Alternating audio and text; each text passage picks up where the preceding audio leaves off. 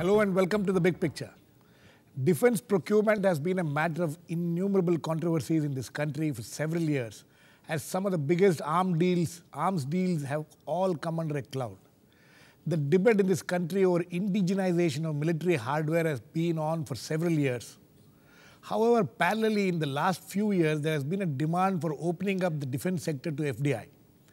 While 26% foreign direct investment has been allowed since 2001, the demand to raise the cap further to 49 and even 74% or even 100% has been heard in this country. Earlier this week, despite strong recommendation from the Commerce Ministry to raise the cap, it has been decided to stick to 26% and only allow 49% on a case-to-case basis. Defense Minister A.K. Antony's opposition to any raise in cap seemed to have played a major role, though some kind of a compromise seems to have been worked out with the conditional 49% cap. Today we will look at this entire issue of FDI in defense and the need for it, and also the apprehensions about increasing the cap and its repercussions on indigenization and private domestic players. To discuss this, I have with me Yogendra Narayan, former Secretary, Ministry of Defense, Lieutenant General Raj Khadian, retired Vice Chief of Army Staff, Sunil Verma, retired Deputy CAG, who has also worked as Joint Secretary in the Defense Ministry dealing with procurements, retired Commodore Uday Bhaskar, Senior Fellow at the National Maritime Foundation. Welcome to all of you. First, let me come to Mr. Yogendra Narayan. Mr. Yogendra Narayan, is there any contradiction in talking about indigenization and also this demand for FDI in defense? There is no contradiction at all. While our efforts to indigenize defense equipment production should continue, and it is continuing with the research being done by the DRDO, Defense Research Organization, but in certain areas where DRDO is not working at all, not doing research at all, it is worth considering attracting FDI in a big way for the manufacture of such equipments. I would favor even 100% FDI for manufacturing of such weapon systems and equipments, but with a proviso that after a certain period, let's say 5 years, the foreign company which has put in the FDI should take in an Indian partner. Let's say 25% in the after 5 years, then another 25% in the next 5 years, because that might encourage both indigenization and also encourage foreign direct investment in arms manufacturers in India. I can foresee also that if we can attract FDI in manufacture here, India can become a big hub of weapon manufacturing, and exports can take place from India itself. Okay, I mean that's interesting that you have gone all out in favor of this. Let me get Uday Bhaskar in on this. Uday Bhaskar, Mr. Yogendra Narayan has gone all out in favor of this. We have had this policy now for the last 12 years. 26% FDI has been allowed in defense ministry, in defense sector. How much FDI has come in these last 12 years?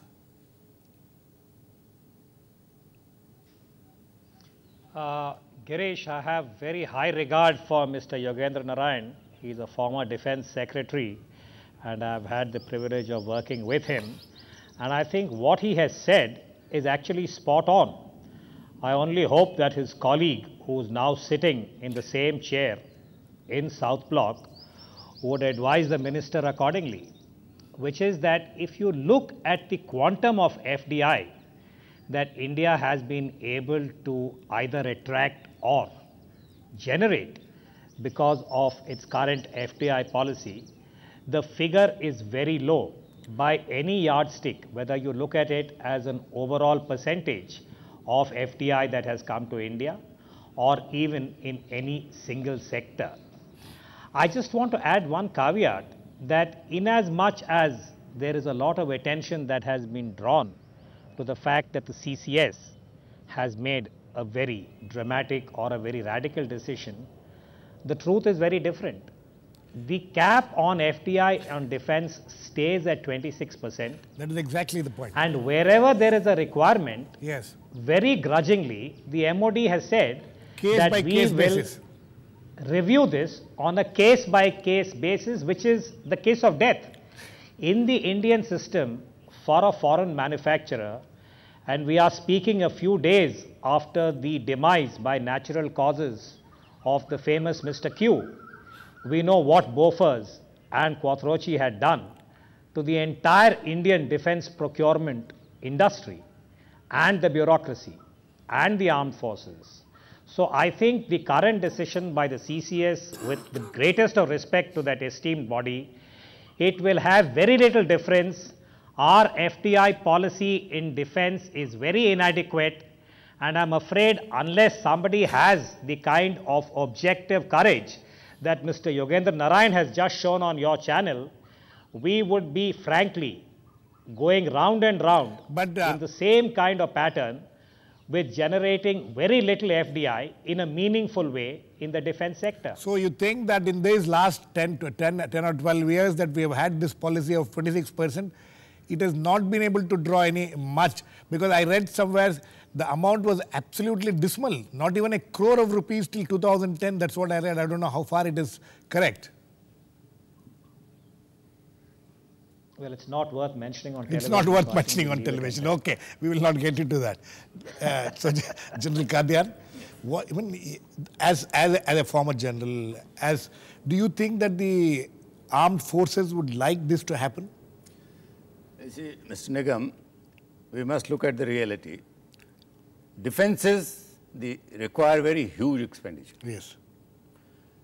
In a country like India, where we are located in a very unfriendly environment, we have unsettled borders on the west and also on the east, the requirement will keep increasing. Right. Not only of the initial purchase, but with the technology advancement, there is a redundancy after a couple of years, then you need to replace the equipment. Right. As a concept, FDI, I fully support. It's a good concept. If it has not worked well in the last 12 years, we need to review the policy. Right. Why it has not succeeded. Exactly. The way I understand FDI, yes. Let's say we have 41 ordnance factories producing various kinds of. Right. Indigenization has not really succeeded despite best efforts. 70% requirement you are still importing. So if we allow a foreign company, the FDI, I understand, is not dollars coming in, but the company comes and sets up. Exactly. We have enough land available to co-locate with these very right. ordnance factories. And we have an agreement with them that they produce the latest technology, not the outdated. They should produce the latest technology. They must, yes. That should be part of our contract. Yes. And they must meet our full requirement. If there is a surplus, we must have a policy to export, as Mr. Yogendra Narayan says. There is enough requirement in our neighborhood, and we should be able to have a good market. We already do some little exports to smaller countries. That can be boosted up. Yes. So FDI is a good concept, even in defense. I mean, I don't see any negative in it. On the contrary, if we remain dependent on imports in a critical time, they may fail. Because there are a lot of other factors involved. Exactly. So this is why indigenization is also very important. No, that should carry on side by side. Nobody is saying that. You don't think that will be affected by this process? Should not be affected. Okay. Sunil. Yeah. I have had the pleasure of actually working with Dr. Rathre, who was at that time the scientific advisor to the defense minister. Right. And I've also had the benefit of working very closely with the DRDO, which is our official research and development organization. Dr. Rathre used to say that in the developed countries, something that he described as the velocity of research is much higher than the velocity of research in India. And because of this, with each passing year, the disparity or difference between where we reach and where they reach keeps on increasing. And the only way around it is foreign direct investment. There is no other way. No, but Sunil, what I want you to tell us is, why has this in the last 12 years failed to attract the kind of investment which because the step was so small and so insignificant that there was no possibility of anybody coming. So when you say step was small, 26% was not enough. 26% is definitely not enough. Nobody is attracted to invest just 26%. Is that what you're trying to say? And it's not just about 26%. There are also all sorts of other barriers which are not explicitly visible, but which are there to investment by a. Like what? I think there is a huge bureaucratic block. This brings me to the second point that I wanted to. The bureaucratic block doesn't apply only to FDI. It applies to even the indigenous. Let me then draw your attention to the second very important thing, in which we have a problem with our Ministry of Defence. We have a Ministry of Defence which buys its arms and equipment from itself. There is a whole Department of Defence Production, right, headed by a secretary as well, right, which sells arms and equipment to the main Ministry of Defence. Now this is a situation of an inherent conflict of interest which has sort of perpetuated itself, and which requires the resolution. And the only sensible resolution is for the Department of Defence Production to somehow shut itself down. To wind up? Yes, to shut itself down. For the 8 or 9 major companies which it owns, and the 40 companies which constitute the Ordnance Factories Board, also to be privatized, and then you'll have a situation in which things will move, because so far. No, but this how is this connected to why the FDI has not been coming in for the last 10 years? It is not in the interest of an entrenched monopoly to allow anybody else to come in. Mr. Yogendra Narayan, you think that is the problem? No, I don't think that's the problem. Of course, the existing public sector industries and defense would oppose this move for the... Most of the big ones are all PSUs. Defense PSUs. They are public sector units. Exactly. 41 of them, as he mentioned. 41 plus 8. So they will oppose this. But we in those who are policy makers must decide whether they want to perpetuate a system where with no adequate research we are carrying on manufacture of conventional sort of weapons and equipments, or should we now, seeing the threat from countries as big as China or on our western borders, we should rapidly now modernize ourselves, and this is only possible if industries abroad who are engaged in defense production and mostly located in USA or Europe or even Africa would now come into India with their latest technology and research institutions. See, the advantage we will have is once these big industries come in from abroad, is their research institutions and their officers and employees engaged in research will also be here, and we can benefit from it. The defense procurement policy announced just last month in 2000, it has made provisions for different, it has different categories and things like that. But you should, I want you to answer General Qadian's apprehension that if we increasingly depend on these foreign investors, the foreign people coming and doing it here, if they stop, the import. Referring to foreign procurement. Foreign procurement. Now, okay. That can fail you. That can fail you. So yes. You also raised right in the beginning the way the DRDO has not delivered the way it was supposed to deliver. You see, DRDO has delivered a Why has it not been number of substantial weapon systems, and the latest is BrahMos. Yes. Which is the most modern missile which we have, at least we feel that way, that it's the most modern in this world today with the speed and the accuracy it can have. So it's not that DRDO has failed, but there are so many sectors in defense production that DRDO is concentrating on a few. It is doing well. But you don't agree with yes. May I just since you mentioned BrahMos. BrahMos is in fact an outstanding example of a situation in which foreign direct investment has in fact happened. In the production of That's how BrahMos has happened. Russia and India combined. Russia and India have gotten together, formed a joint venture, formed it in India and not in Russia. The BrahMos company we have got all the operates in technology, India. and we have. But the technology comes from the Russian partner. But has it been shared with us? completely. Completely. That's why the missiles are flying the way they are flying. That's why they're hitting the targets that they are hitting. Okay, on that so note, I think it's in fact it's an outstanding example of FDI which has happened, and BrahMos is a very special case. Okay. It has happened completely outside the regular system. On that note, I think we need to go into a very short break now. We'll come back and continue the discussion. There are many other issues. First of all, this status quo which is supposed to have been maintained at 26%, how will it help as now? Till now, whatever my guests are saying is that it's not going to help. So what is the way out? We'll come back and continue the discussion. Please keep watching.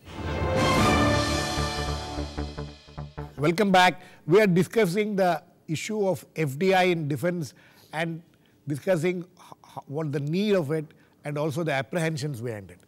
Coming to Uday Bhaskar. Uday, some of the issues which have been raised here. One is that if there is no contradiction between indigenization and allowing more and more FDI into defense production. Do you agree with that?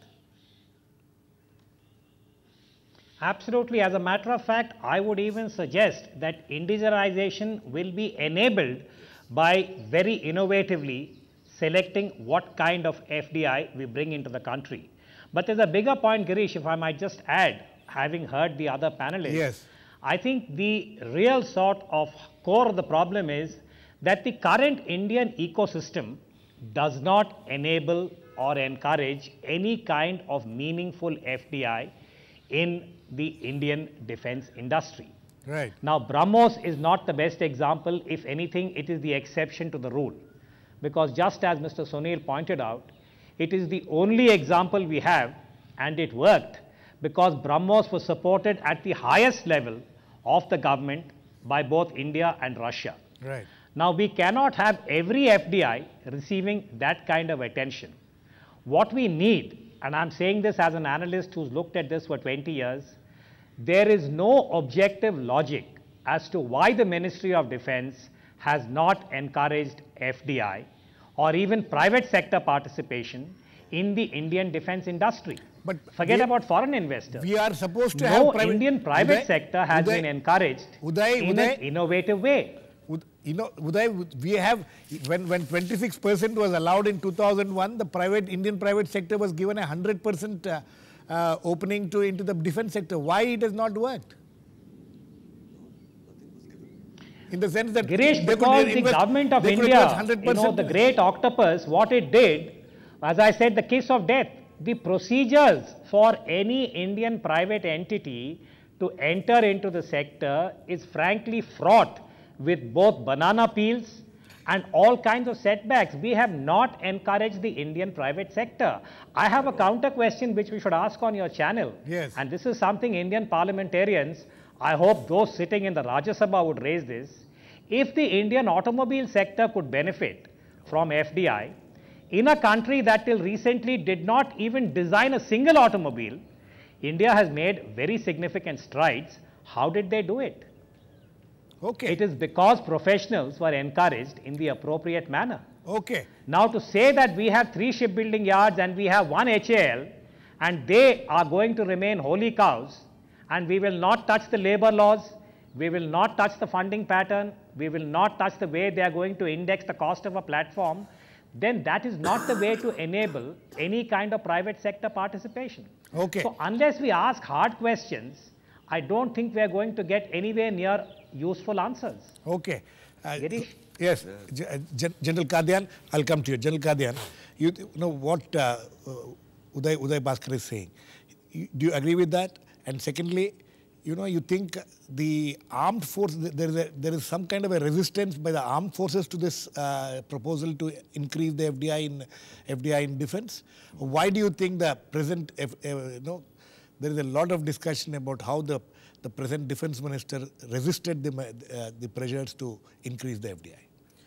No, is it because of the pressure from the armed forces? I do not know the official stand taken by the army, but as an ex-army man, yes, I don't see any problem. Army man should be interested in getting the best weapon in the right time, should be assured supply. And if the FDI does not negate any of these issues, then why should the army be objecting? They should be happy, in fact. Right. that there is a short supply. All these problems that we've been having, that there are so many shortages and army is not fit enough, all this will not occur. As far as the privatization is concerned, Yes, I think even in the FDI, they can be joint ventures. So where is the harm? Absolutely. That provision apparently is there already. When you talk of 26%, the provision of a joint venture is already there. But coming to, yes, Sunil, you wanted to. I only wanted to supplement. I'm in entire agreement with Mr. Uday Bhaskar about what he said, his remarks about domestic industry. Yes. There has been, in fact, domestic industry has been consistently and constantly discouraged from participating in The charge is that the domestic industry which has come into the defense sector have all ended up doing these lower end products, and supplying it to the public sector industry. It's a little worse. They've ended up doing almost nothing. There are, I can name 3 companies straight away: Larsen & Toubro, Yes. Godrej, Walchand. All these 3 are very big players. They make Tata all Motors, Tata's also. Tatas as well, yes. Yes. In fact, that's the 4th one. And these four players have already done a lot of work.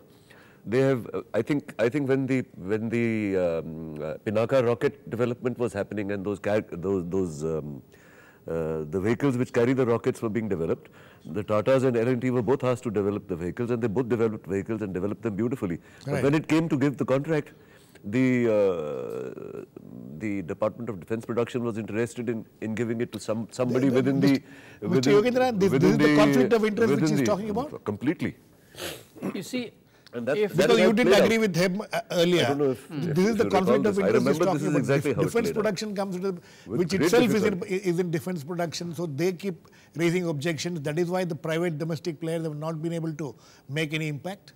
see, I don't see a conflict of interest because I value these 41 industries which have been supporting with the manufacture of certain essential weapons and ammunition, etc. You're talking about the PSUs. Yes, to the defense forces. And ordnance factories. Yes, and till the private sector comes in a big way, whether by its own research or whether with the collaboration of the FDI and the foreign players, it has to continue. Those 41 industries have to continue because they are meeting an essential need.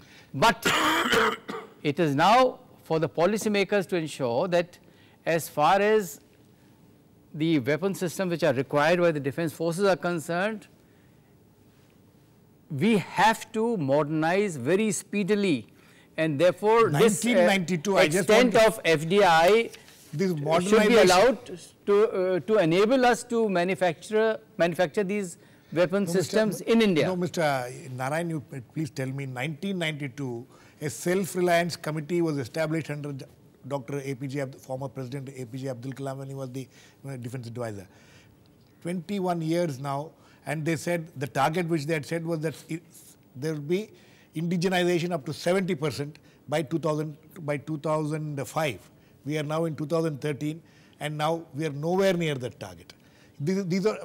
But Mr. Yingam, I would request you not Why has this not happened?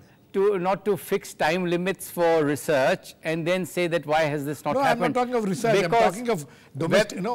Like the making missile domestic systems, procurements. whether it's the Agni 1, Agni 2A, Agni 3, after all, Mr. Kalam and his team did produce them in a No, but in a very have we been able to do? Let me get Uday Bhaskar. Uday, this committee which was set up in 92 had this target. What happened to all that? I think Girish, you raised a very important point. While we commend the DRDO for the work they have done as far as nuclear, missiles and space, one should also add, there is no doubt this is the trinity that we should all applaud. But this apart, I'm afraid there is a lot of obfuscation going on, and here I beg to differ with Mr. Yogendra Narayan. He's a former defense secretary. I think consistently from 1962, when we had the war with China, for 50 years the Ministry of Defense has not been able to take an objective decision about how to increase India's indigenous capability. neither has it been able to take what I would call as a ministerial decision about how to encourage private participation, nor has it been able to separate the DRDO from defense production and ensure accountability. Therefore, we are going to go around in circles like this. You spoke about 1992 and the Abdul Kalam report. Right. Let me remind you, in the last decade, we've had the Ramarao Committee report on the DRDO. Right. We've had the Kelkar Committee report on the PSUs. And to date, neither of them has been discussed in Parliament. Right. So if your parliamentarians do not have the time to objectively review these issues, no amount of discussion on TV is going to help, except maybe a few people who are interested in these quote-unquote obscure subjects are perhaps listening to what we are discussing. Okay. Okay, thank you. Mr. Narayan, last words to you quickly. You think this 26% with this 26% has been maintained, 49% has been allowed on a conditional basis, case-to-case basis. You don't think it's going to help much? No. It's going to confuse the foreign investor as far as manufacturing of the weapon systems in India is concerned. It's better to have a clear-cut policy of having 100% FDI with this caveat that after 5 years, you must take in an Indian partner definitely. And you can have an attraction for them that once an Indian partner is taken in, you will also get preference in the weapon system. Okay, on that note, I think we need to end. It is rather a dismal note because we have been hearing about this. There is some amount of exhilaration in other countries. In US, they were very excited about the change in policy, but apparently from what my guests say, there is not much change. And if there has to be any significant FDI to come into the defense sector, there needs to be some clarity in the policy. Thanks to all my guests, Uday Bhaskar, Mr. Yogendra Narayan, Sunil Verma, and Lieutenant General Raj Khadian. Please keep watching. We'll come back with another issue in the big picture, same time tomorrow.